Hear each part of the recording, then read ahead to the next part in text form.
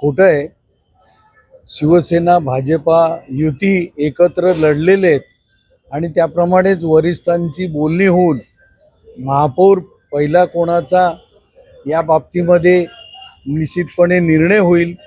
आता जी काही चर्चा चालली आहे त्याच्यामध्ये दोन्ही पक्षाचे कार्यकर्ते, पदाधिकारी किंवा नवनिर्वाचित नगरसेवक त्यांच्या अपेक्षेप्रमाणे ते बोलत असतील, परंतु या दोन्ही पक्ष आदेशावर चालतात. त्याप्रमाणे युतीमध्ये लढलं, युतीमध्येच महापौर पदाचा निर्णय लागेल याकरता वरिष्ठ निर्णय घेतील. वरिष्ठांची अजून या बाबतीमध्ये मीटिंग झालेली नाही, त्यामुळे त्यावर चर्चा करणं योग्य होणार नाही. नाही, आमची शिवसेना भाजपा युती आहे आणि आम्हाला प्युअर मेजॉरिटी आहे, त्यामुळे असं काही करण्याची जरूर नाही.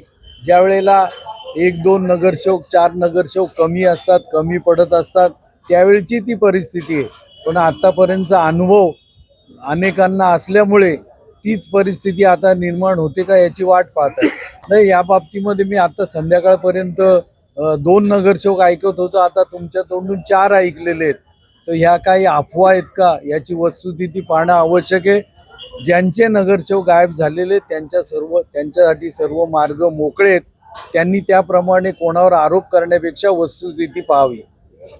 नाही, असं काही फोटोही व्हायरल झाले. नाही, आता त्या फुटेज कधीच्या आहेत काय माहिती नाही, परंतु असा काही प्रकार नाही. कारण आम्हाला युतीचा महापौर बसवण्यासाठी कोणाच्या पाठिंब्याची, कोणाला बरोबर घेण्याची, कोणाला पळून आणण्याची जरूरच नाही. त्यामुळे असं काही घडतच नाही. असं वाटतं की उबाटाचे लोक किंवा उबाटाचे पदाधिकारी, त्यांचे जिल्हा प्रमुख त्यांचा पक्ष चालवण्यासाठी सक्षम आहेत.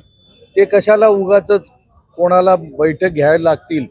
जे काही वृत्तपत्र चॅनलच्या माध्यमातून चर्चा आहे आणि चॅनल समोर दोघे एकत्र आले असतील, त्यांनी त्यांची तिथे मतं मांडलेली आहेत. त्याच्यामुळे महेश गायकवाड तिथे जाऊन त्यांचा पक्ष चालवतात ही बातमी आहे, ती खोटी आहे.